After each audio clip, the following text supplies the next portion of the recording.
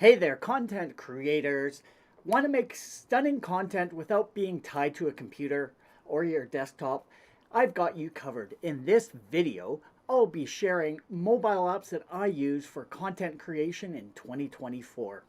From photo editing to video production, these apps are perfect for creators on the move. Say goodbye to limitations and hello to creativity. Let's dive into these must have tools for every content creator.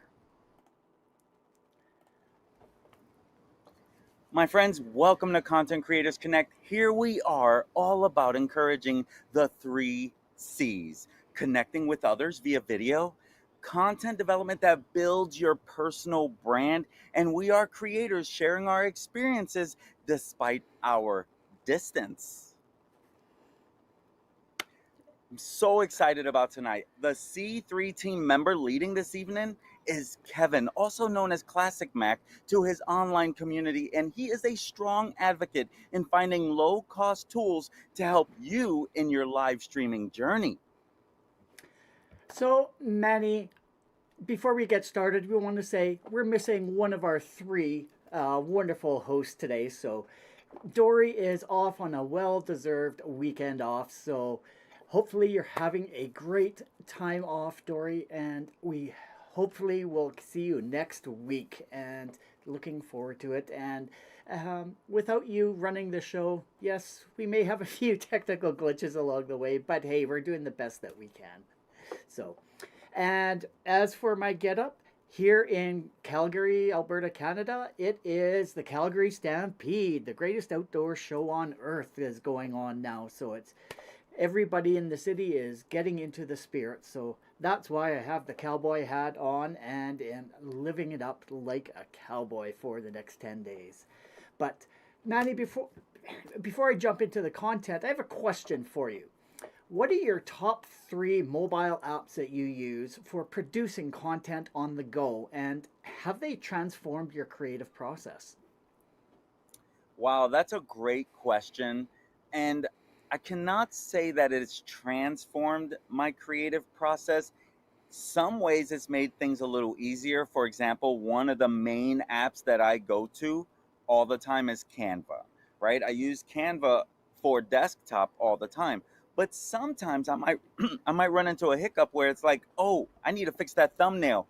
Oh, I messed up this, or I want to change the text, or this is not doing too well. That's where Canva comes in great. Using it on the phone on the fly. And another app that I'm kind of looking into, so I cannot give it credit that I'm starting to use it, but it is a mobile app that a lot of people use for their little edits on shorts or short form content, is CapCut. I've been exploring that one a little more, which is a mobile app, or as you would say, mobile app. And so, that's where it's like it has transformed the creative process and making life a little bit easier when you run into those hiccups where it's like, oh, I need to fix this or I need to fix that. Sometimes I might use I don't even know that I really use any other mobile app without really thinking about it. Now, in all fairness, as you can probably tell, I recently went to an iPhone. So I know a lot of those apps have transferred over, but I'm still adjusting to the new phone. And so I don't, right now, the only one that I'm still using on this transfer over is definitely Canva. And so other apps like that I have used quite a bit in the past is Filmora Go. You see, Filmora is the first editing web browser that I started using, and because it was a little more easier than DaVinci Resolve, and so they also had a Filmora Go app which helped me edit videos on the go. So outside of that, there's none that I can really give so much credit to.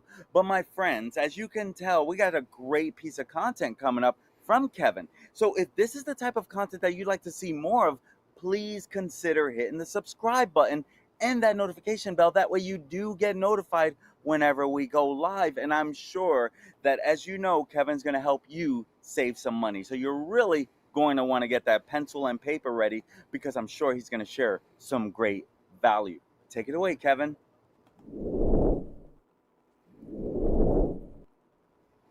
And before we get started, just want to say hello to Anna. Thanks for joining us once again.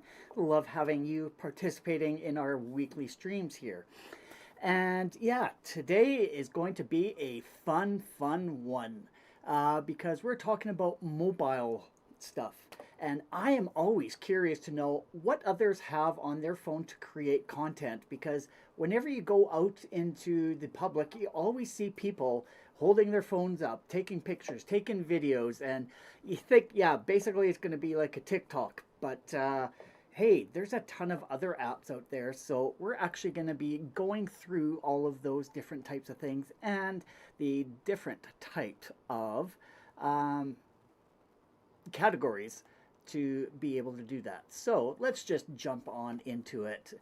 And while we're doing this, I'm actually going to be pulling up actually on my phone. So it's actually going to be live so you can actually see what the app is going to look like as well. So number one question, what's on my phone? Like I said, you always see people taking their pictures and selfies, and is it just a photo? Is it a video? What is their end goal when they do things like this? So I'm always curious. So today I'm breaking down the information into 4 different categories. So we're going to be looking at capturing the content, editing, posting, and the big one, storage, because you can't keep everything on your device all the time. So how do you get it from your device to somewhere where you can access it later if you need to? So let's start off with capturing content. When it comes to creating content, it basically can be summed into one of 3 categories: photo, video, or audio. So photos, people are taking pictures and they're going to be posting it on different types of platforms. Video, um, you can do short videos, you can do longer videos, and the longer ones, maybe you're just taking some B-roll that you're going to integrate into other videos as well. Maybe it's not just uploading right away. Maybe you're going to be using it later when you're at your desktop to do some editing, that sort of thing. Um, and the last one, audio. Maybe you're actually doing a podcast out in the wild. Maybe you're meeting somebody out at a picnic, going outside, going and enjoying the outdoors, and maybe you're having a nature podcast and you're just wanting to talk. So we're going to talk about the different options for audio as well. So here is the fun part, editing. Um, tons of different apps up there. Exactly what Manny was saying was one of our go-to ones here at C3 is the Canva app. And I'm just going to pull mine up here just so I can share what it actually looks like here.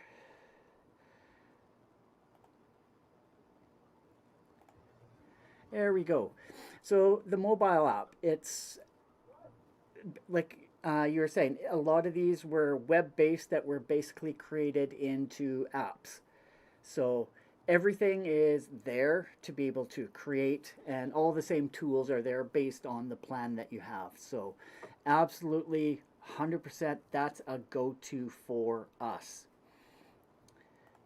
And the next one, what I really like about this one is, and you're not really gonna, you're gonna wonder why I'm actually saying I actually enjoy this, but the next one was Snapchat.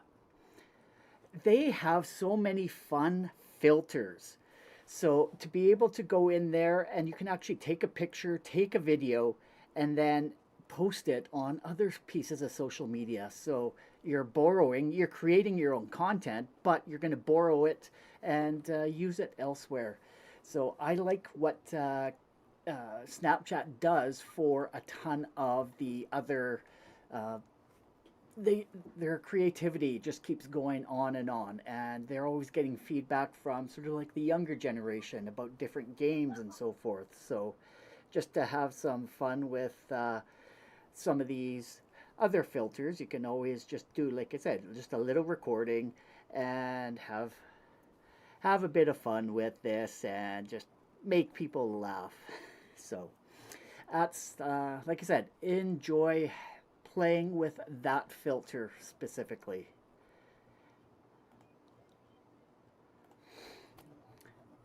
So yeah, Canva, go to. Snapchat is a ton of fun. And what's, I don't know if many people actually do use this, but Google Photos itself, they have done a lot of work over the years to create um, an editor within the Google app itself. So when you take a picture and you can actually edit it right then and there, you can change the filters to like a sepia or to different types of background colors and stuff like that. But you can also individually change the the saturation, the contrast. You can play with the coloration of all of that, and you can crop it and everything. So that's all built in within the Google Photos app. So for me personally, that is a go-to for me to be able to edit and create content for specifically for posts. Haven't done much with the video aspect of it, but for taking pictures, that's a go-to for me because I can go in, add text as well, and love that feature. And once again, it's the same as going through Google Photos on your browser as well. And those are the ones that I sort of use as a go-to uh, and use them quite frequently. The next column over, starting with Lightroom. I used to be a big Adobe user, but I haven't lately just because I find everything that I need. Canva just keeps expanding and has so much going on in their world, and I love using their apps and their technology. So I haven't been back over to Lightroom for quite some time. And the other one I used to use quite a bit was Snapseed. That was actually another, I believe it was a Google product that they made for photo editing, but a lot of that was integrated into Google Photos. So what I did in Snapseed, I can actually do in Google Photos. So uh, I almost see that as a duplication for what I actually need it for. And then the last one on that list under photo, PixArt.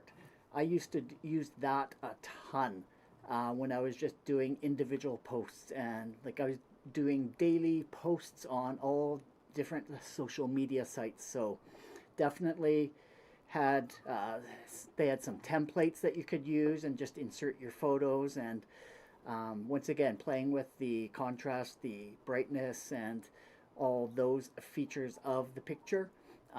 But once again, Google Photos now has that built in as part of the editing. So shifting on over to video now. Nope, back there. Canva, because they have a video section and have done a lot of work lately.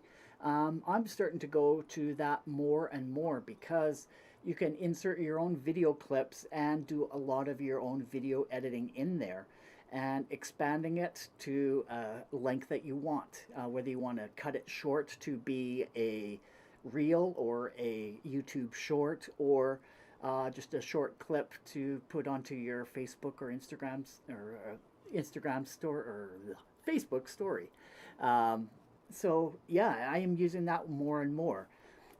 Before that, I also used LumaFusion. That was one that was quite popular over a year ago, and I did use that quite a bit. And like you had mentioned, Manny, CapCut. I did sort of play with that for a little while, but found that I am more, I guess I'm more used to the Canva aspect of it.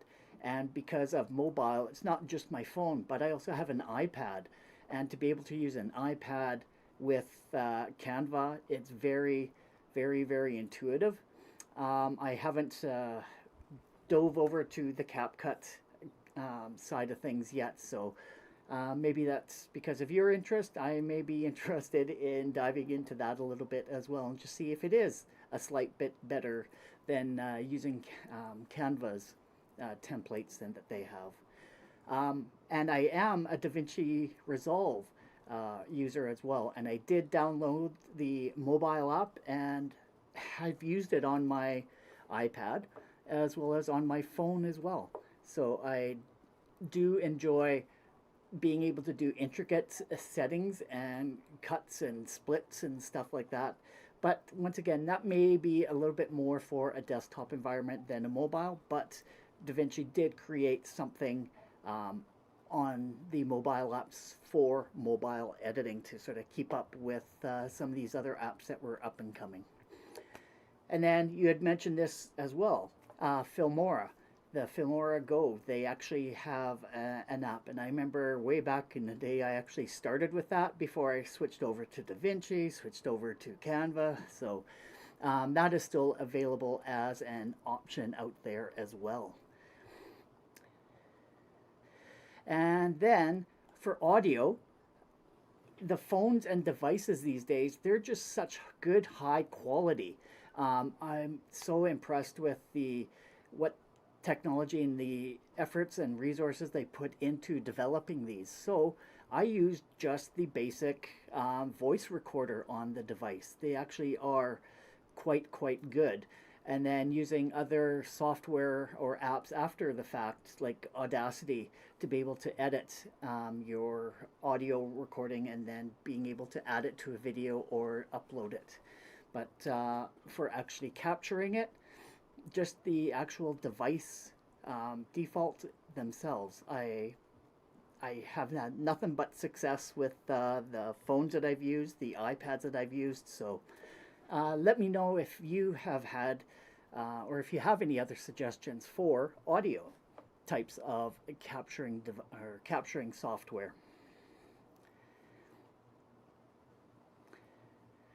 So now that you've actually captured and you've edited your software, now you have to think about, okay, where am I actually going to be putting these things?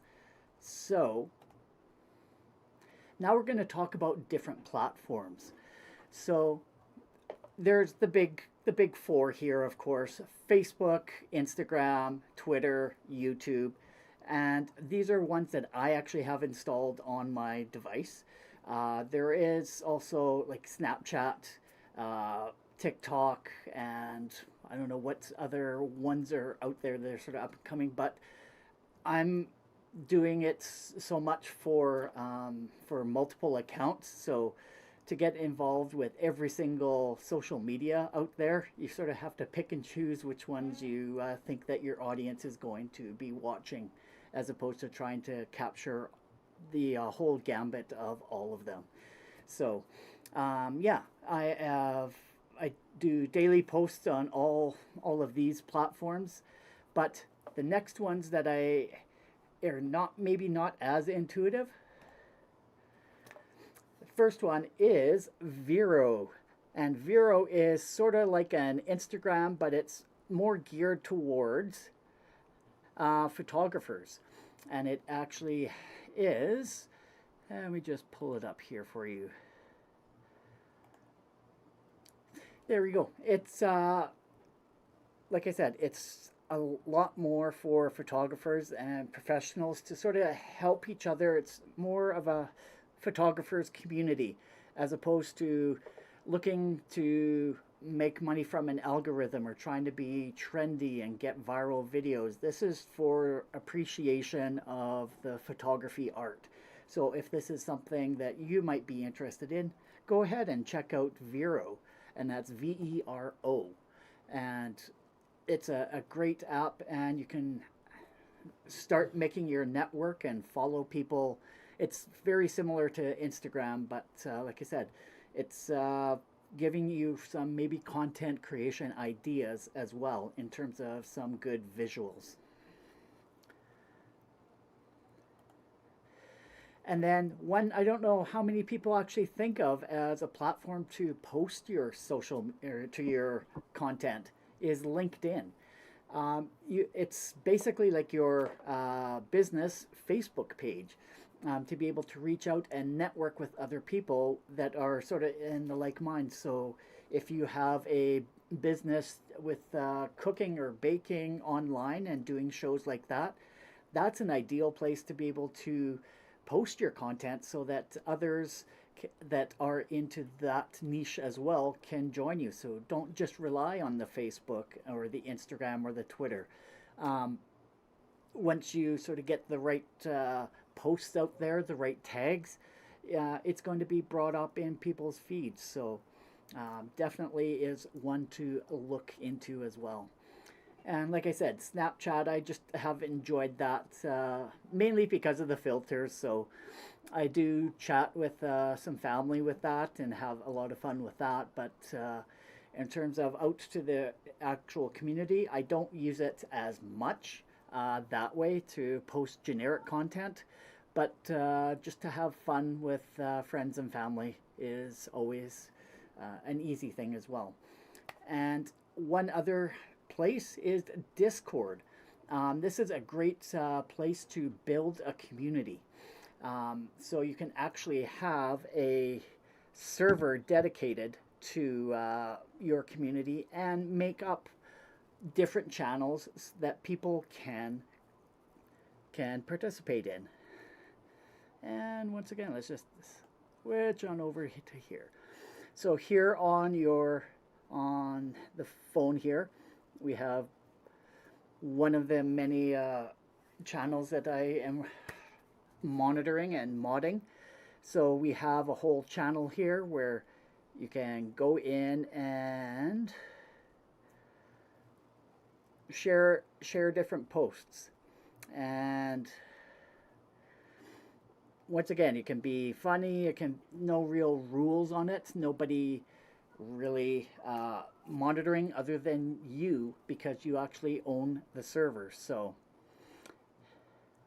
I actually love this because many people, like you see all of these on the side, these are all channels that I do follow and am a member of.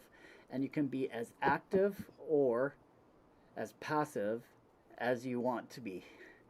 So, and if you look, C3 even has a server there as well. Unfortunately, we're not quite as active as some of these others, but hopefully someday we will be able to get there. All right. So now we've gone from platforms of where you actually are going to be posting this to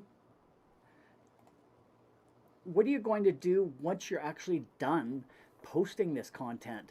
It's like you can't keep that on your phone or device forever, so you have to upload it somewhere or take it off your phone because you're going to run out of space. Even though phones these days, they keep getting larger and larger, you're not going to be able to keep everything on the device forever. And that's where a lot of these cloud services actually come in quite handy. One of the ones I go to all the time, Google Photos. Not only is it a great place to edit, it's a storage place as well. And every Google account comes with 15 gigs of storage, and you can choose to automatically save your photos in high quality or original quality. So I really enjoy that they don't actually scale down the pictures to make it fit. They keep the original quality of the pictures and videos that you take on your phone. Another thing similar to that, Amazon Photos. I'm not sure how many people know about this service. It's a free app to back up, share and organize your photos and videos. All Amazon Photo customers get 5 gigs of full resolution photo and video storage. Prime members have unlimited photo storage. So not sure if people were aware of that, and 5 gigs for video. So make sure you check the app description when you go and download it for the countries where this is applicable. Definitely in the US and Canada it is applicable, and that's where I do save a lot of my photos because I am a Prime member. So you have unlimited storage for all of your photos. So once you do create your content online on your mobile device, you can look at the settings and just have it automatically back up to Amazon Photos, and then you know it's always going to be there whenever you need it. And then iCloud. Um, Everybody who has an Apple device, they have to create an Apple ID, and you're going to get some base amount of storage. And for me, I'm only paying $1.29 Canadian for each month for 50 gigs of space. So check your Apple account to see what the upgrade options are. Um, for me, I see that I can go up to 200 gigabytes, 2 terabytes, 6 terabytes, or 12 terabytes. And that ranges in price from $3.99 all the way up to $79.99 per month. So take a look if that is something that you're looking at to get automatically backed up your device, your photos and videos on your device. Another one, Microsoft's OneDrive. Uh, you get to sign up with a Microsoft account and you get 5 gigs for free. Um, and if you upgrade to a Microsoft 365 subscription, you get up to 1 terabyte of storage space as well. So it's a great deal for backing and a great idea for backing up your content. And then the last one I have showing up there that I've used in the past, and I'm not using it as much anymore because of the other storage places, is Dropbox. And when you sign up for it, you get free 2 terabytes of space, which combined all of those different services, you have a ton of free storage just for signing up with some of these services. So perhaps this is something that you might be interested in taking a look at. So that is just sort of a nutshell of the different apps that are on my phone that I use for content creation. But I have a couple of bonus ones for you. First one being the Meta Business Suite. We all know Facebook is very big out there on the internet with all the different companies that they're acquiring and making them all work together. But for myself, I used to use Hootsuite for planning and scheduling all my social posts. But I found it sort of glitchy, and then when they went to a subscription model, I could not afford to pay for the features that I actually wanted to use. So I found that the platforms that I'm usually going to and my audience are usually Facebook and Instagram. And because Meta is responsible and has taken over both of those, I use the native planner tool within the business suite to to schedule my posts. And once again, it's available on mobile as well as on a web-based platform. So it's nothing that you have to install. It's something that is accessible. And I'm just going to pull that up here and show you what it actually looks like on the phone. Right. So here we are under one of my accounts that I run, so you can actually see all the different posts that are going on, and then you can switch it on over to other multiple accounts that you have. And then what I enjoy, you can all the tools that you have, and what I use mostly is the planner, where you can actually tap and once you've created your content, you can just upload and schedule it right there. So all you have to do is just tap and create, and whether you're going to do a new post, reel, story, or you can even create a new ad. So creating a post and then whatever accounts that you want to post it in. And if it's all within that Facebook ecosystem, look, you can do all three if you have groups or like Instagram as well. So it's what you create one post and look, it posts into three locations, which I absolutely love because that definitely saves time.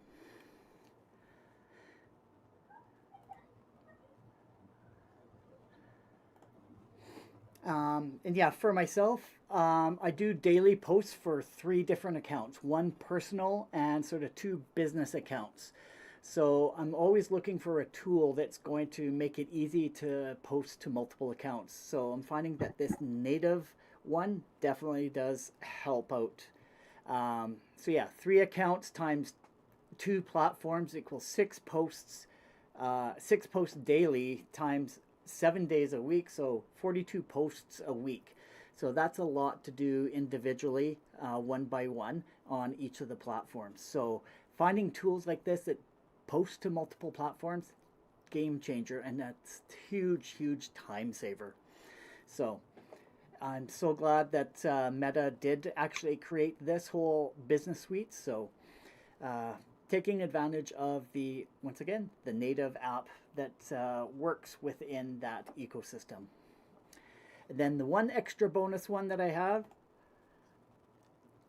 anything with NDI is a wonderful, wonderful thing if you have the right streaming software to be able to have it be used from your devices.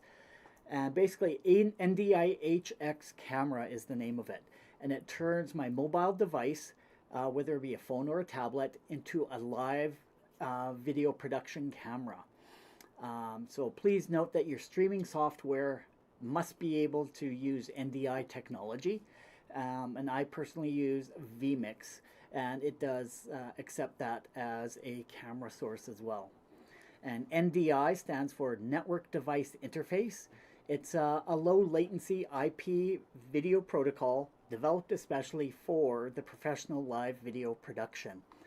So on a weekly stream that I do, I actually have my iPad down on my main floor, and it just uses that NDI technology to connect back to my streaming software, so I don't have to run wires across my entire house to connect everything in.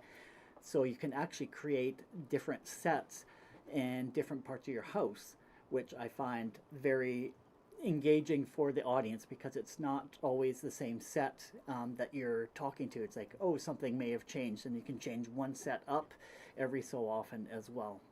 So that technology, that actually you would have to purchase, but it's a one-time purchase. And then once you install it, I think it's about $25 Canadian.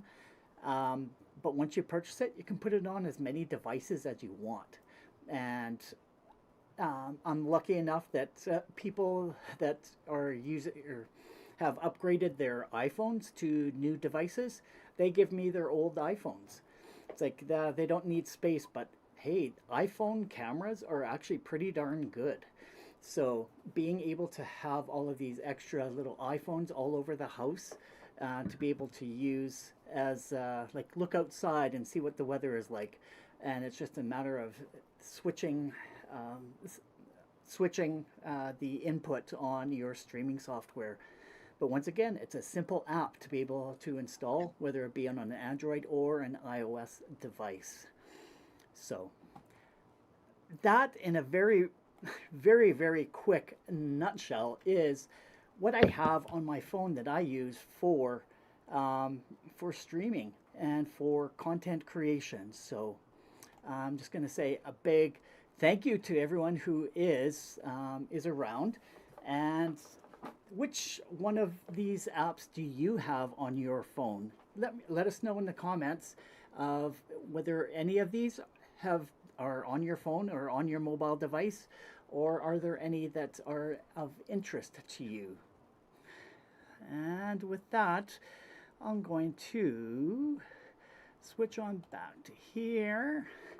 And so just to wrap things up here, Manny, now that I've shown some of the apps on my phone, I want to ask you, how do these apps compare to the tools that you're using? And are there any apps from this list that you haven't tried yet but are excited to explore? One moment. There we go.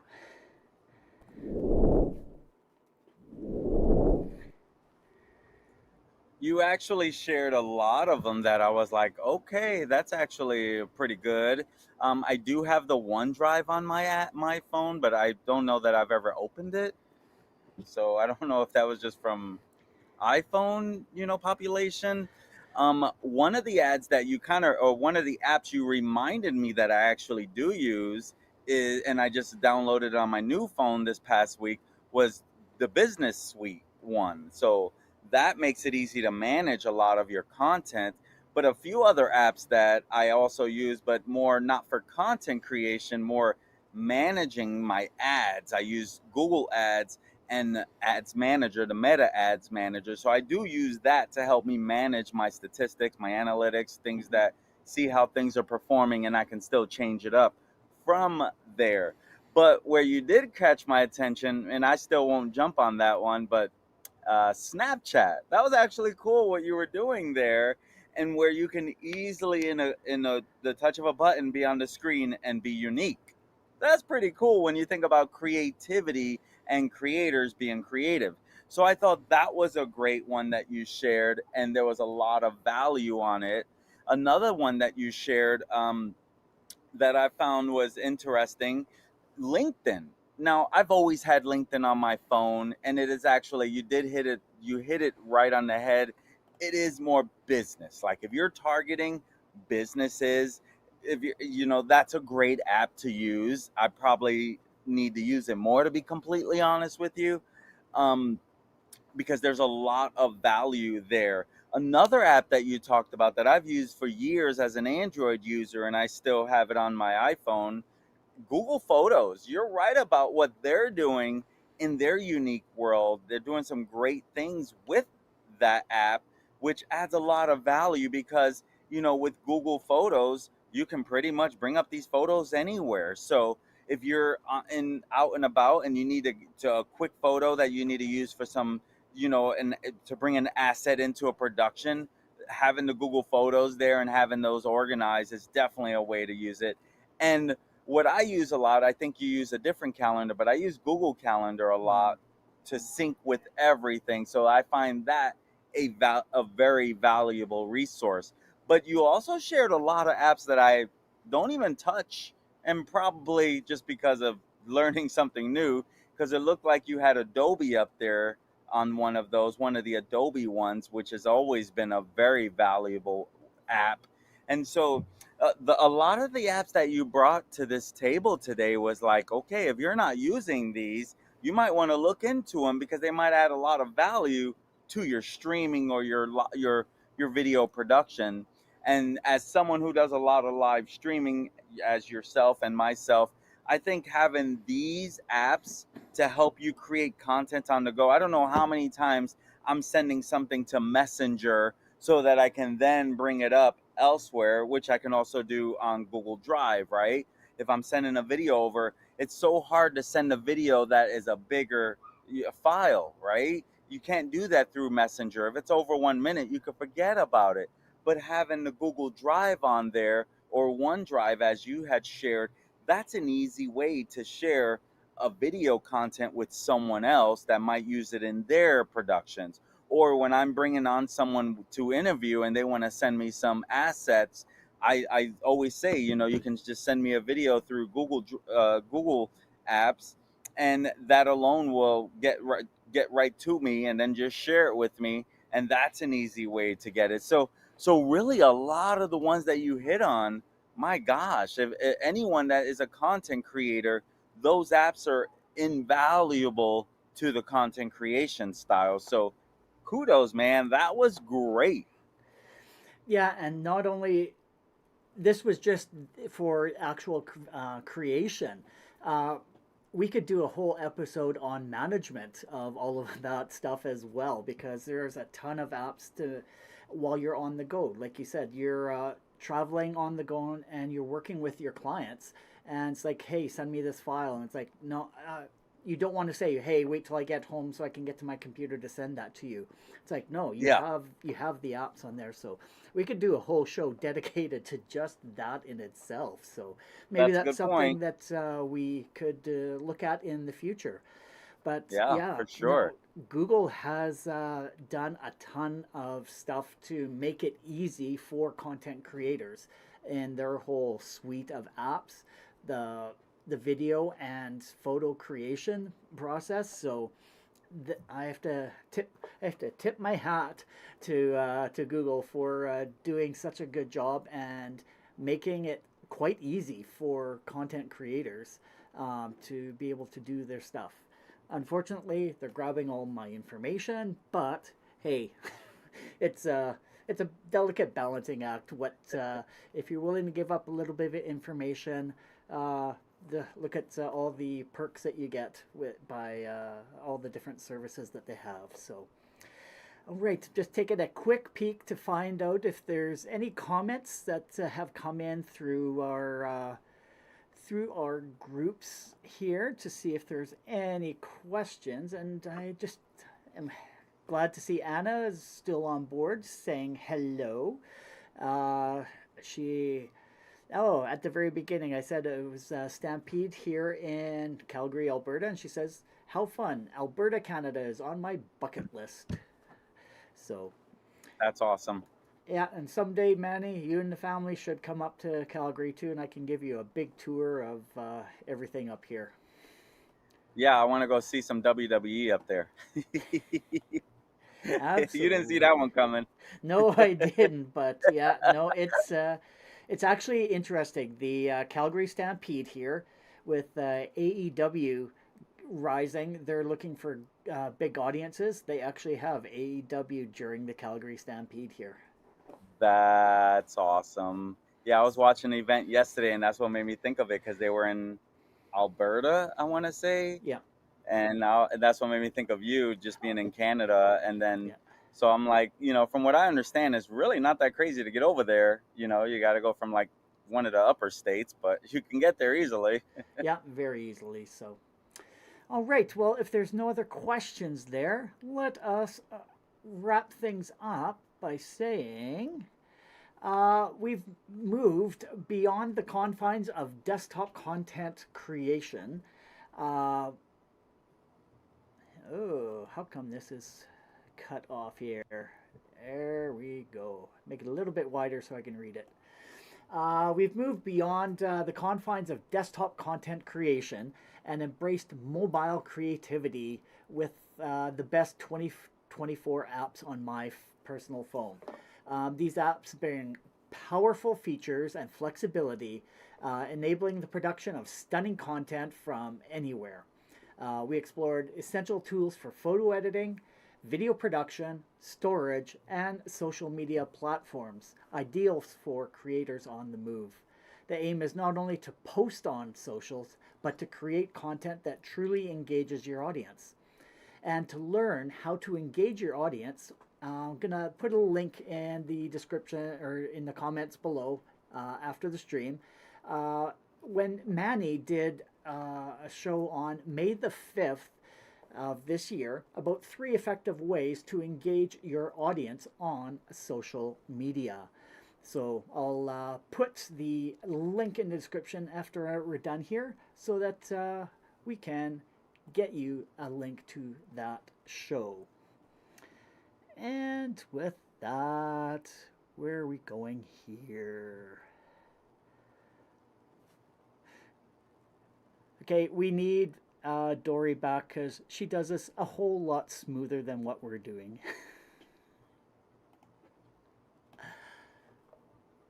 My friends, if you enjoy content like this and you're finding it useful, we would love it if you'd like and subscribe. And sharing our content is also a great way to spread the love. And you can visit our website for all the information on all the ways that you can connect with us at linktree/content creators connect. We are on YouTube, Facebook, and X. And be sure to drop into the comments below and let us know what kind of content that you'd like to see us create in the future. Between three of us, one of us would be more than glad to share that content. And again, thanks for joining Content Creators Connect, aka C3 tonight, as Kevin discussed the mobile apps he has on his phone for content creation. We will return next Sunday at 8 p.m. Eastern Standard Time, where I will be sharing with you 3 main videos that you should be doing all within 60 to 90 seconds to help you kick off your Facebook ads campaign so that you can actually get some value from the money you're spending with Facebook to get your product or your service or your brand out there even a little further. We will be multicasting live to YouTube, Facebook, and X. So be sure to join us. Until then, we urge you to identify and lean into your 3 C's. Start today creating unique content that builds connections and breaks down those barriers. See you next week. Bye bye. Bye.